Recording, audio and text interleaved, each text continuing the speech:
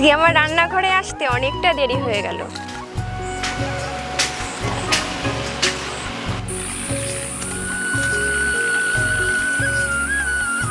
সব কিছু গুছিয়ে নিয়ে রান্নাঘরে চলে আসলাম। নমস্কার বন্ধুরা, রূপা কিচেন উইথ বেঙ্গলি ফুড নতুন একটা ভিডিও সবাইকে জানাই অনেক অনেক স্বাগত। আজকে বেশ কিছু ছোট ছোট আলু এনেছি, নিরামিষ আলুর দম রান্না করব। আলুর দম খেতে ছোট থেকে বড় সকলেই তো ভীষণ পছন্দ করে। আলুর দম রান্না করার জন্য খুব বেশি উপকরণ লাগছে না। আমাদের রান্নাঘরে সবসময় যেই মশলাগুলো থাকে সেইগুলো দিয়েই রান্না করছি।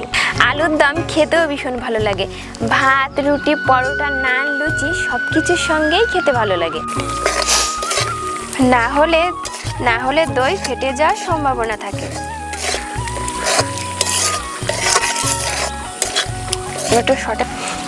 আর এই আলুর দম রান্না করাটা কিন্তু একদমই সহজ, খুব একটা সময়ও লাগে না। প্রথম থেকে শেষ পর্যন্ত আপনারা ভিডিওটি দেখতে থাকুন, আশা করছি আপনাদের কাছে ভীষণই ভালো লাগবে।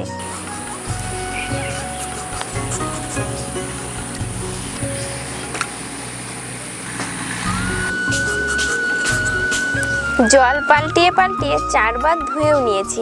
আলু ধোয়ার জলটা একদম পরিষ্কার হয়ে গেছে।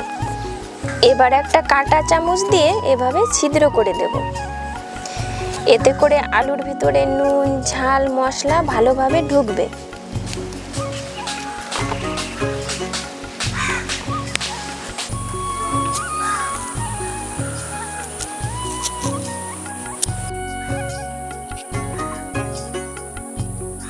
সব আলুগুলো এভাবে কাঁটা চামচ দিয়ে ছিদ্র করে নিলাম।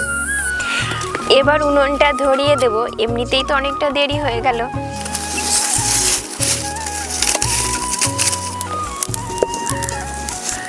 আলু ভাজার জন্য কড়াইতে সরষের তেল দিয়ে দেবো। তেলের পরিমাণটা একটু বেশিই দেব। তেলটা বেশ গরম হয়ে গেছে। এবার আলু দিয়ে দেব।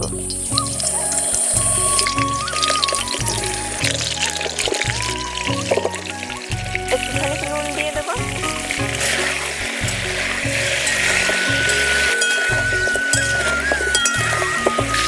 আলু এখানে 50% মতো ভেজে নেব।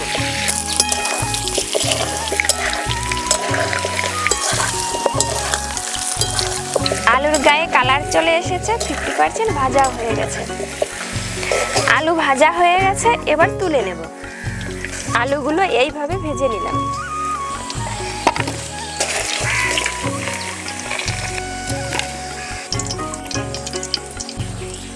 ফোড়নে শুকনো লঙ্কা, তেজপাতা। শুকনো লঙ্কা, তেজপাতা একটু পোড়া পোড়া হয়ে গেছে। একটুখানি গোটা গরম মশলা।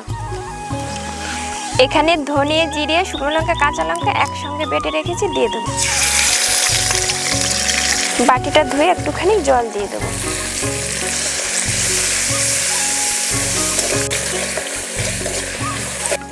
এই মশলাটুকু একটু ভেজে নিলাম। এবার আদা বাটা দিয়ে দেবো। পরিমাণ মতো নুন, হলুদ গুঁড়ো, কালারের জন্য একটুখানি কাশ্মীরি লঙ্কার গুঁড়ো। এই মশলাটা একটুখানি ভেজে নিলাম। 12 থেকে 13টা মতো কাজু বাদাম বেটে রেখেছি, দিয়ে দেবো।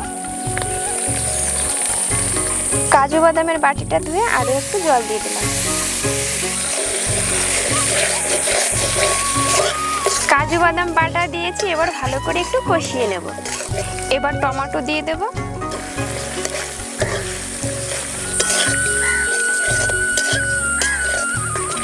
টমেটো দিয়ে মশলার সঙ্গে ভালো করে ভেজে নিলাম। 100 গ্রাম টক দই ফেটিয়ে রেখেছিলাম, দিয়ে দেব।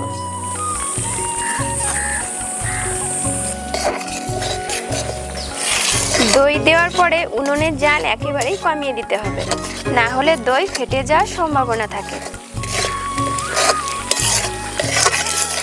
থেকে তেল ছাড়তে শুরু করেছে। এবার ভেজে রাখা আলু দিয়ে দেব।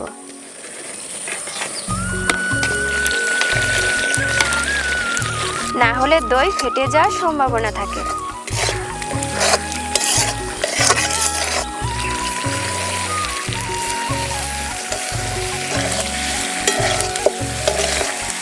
আগে থেকেই তো সবকিছু ভাজা ছিল।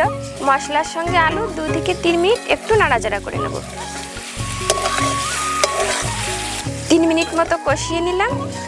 এবার জল দিয়ে দেবো। জলের পরিমাণটা এখানে কমই রাখতে হবে। আমরা সকলেই জানি আলুর দমটা একটু মাখো মাখো হবে। 3-4 মিনিটের জন্য চাপা দিয়ে ঢেকে দিলাম।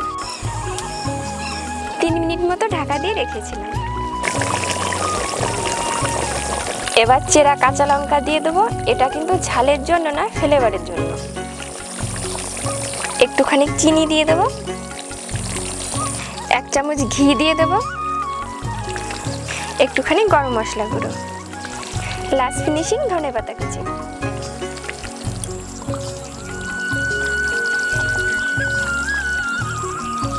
নিরামিষ আলুর দম রেডি হয়ে গেছে।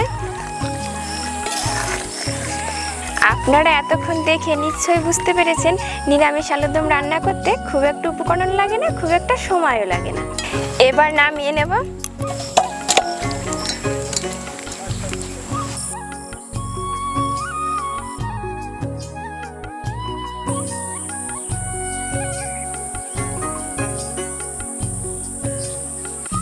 আজকে আমার রান্না করতে করতে অনেকটাই দেরি হয়ে গেছে, বিকাল হয়ে গেছে।